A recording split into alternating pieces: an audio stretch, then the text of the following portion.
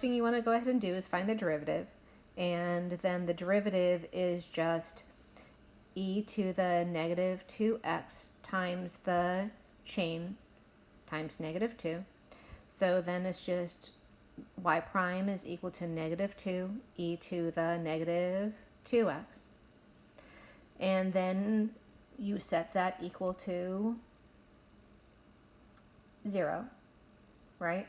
Or not set equal to 0, excuse me. Then you go ahead and, you plug in 0 or y of 0. And that just is going to give you negative 2 times e to the 0.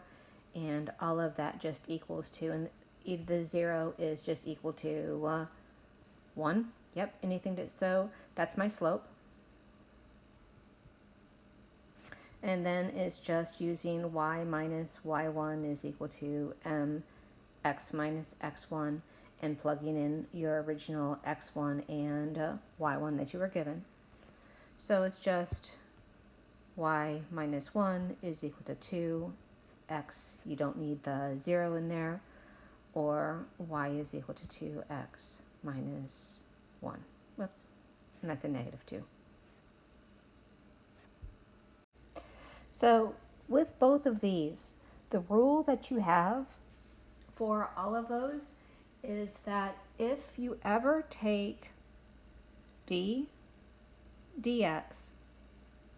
of a to the x power, now remember a has to be a constant, that is going to equal a to the x times the natural log of a.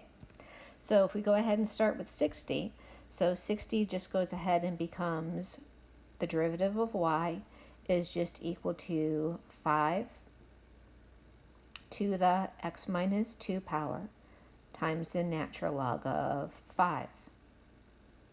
And that's just because the 5 is the base. With this next one, number 63, what I want you to see with this is that x is not a constant.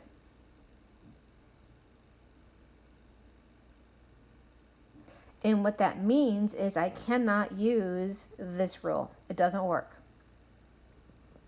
So what I have to do with that instead is I need to think about it as taking the natural log of both sides.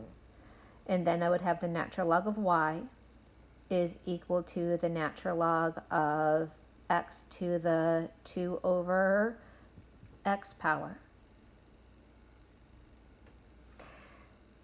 Now, just a little word of warning. Anytime that I have this over here where this is not a constant, where your base is not a constant, you are going to always have to use implicit differentiation.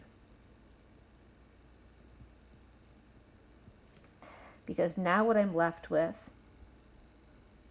is the natural log of y is equal to this 2 over x comes in the front times the natural log of x. Now, on the front side of this, it's not too bad. The natural log of y, the derivative of the natural log of y is what? Yep. Times dy dx. Not too bad. But over here on this side, you have to use the product rule.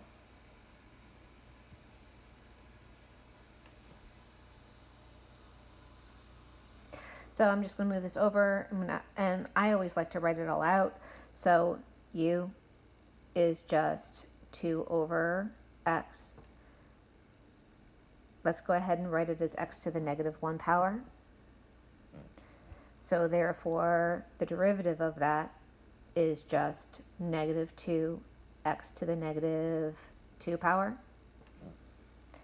And then v will be the natural log of x, and the derivative of that would be 1 over x.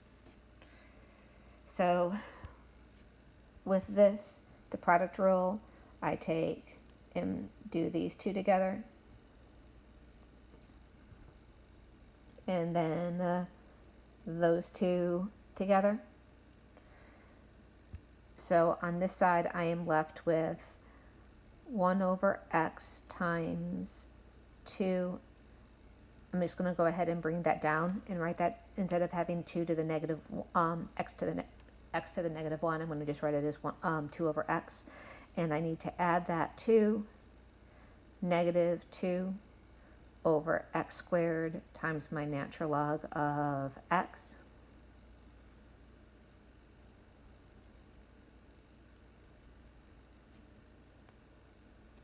Now this is actually kind of nice, because if I look at this, I already have a common denominator between those two, right? So I'm just going to go ahead and write that as 2 minus 2 natural log of x, because they both are x squared in the denominator. Then all I need to do is multiply both sides times y, and dy dx is equal to y times 2 minus 2 natural log of x all over x squared. Now, the problem with this question is I don't want my answer in terms of both x and y. So what can I go ahead and do to make sure my answer is only in terms of x? Didn't the original question tell me that y was equal to x to the 2 over x power?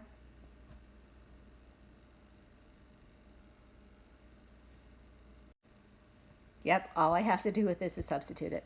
So that's going to give me my dy over dx. And remember, this is really saying y times all of this.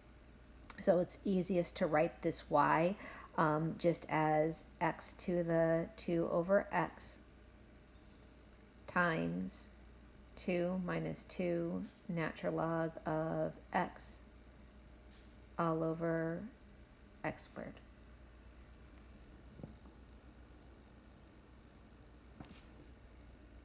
I could go ahead and factor this 2 out, right? And then I could turn both of those into a 1. Go ahead and show you guys it anyway. So your book will probably go through, and because this is both an x term and an x term in the denominator, I can go ahead and combine those. I can combine those by subtraction. So it's going to equal to 2 to the x raised to the 2 over x minus 2 power times 1 minus the natural log of x.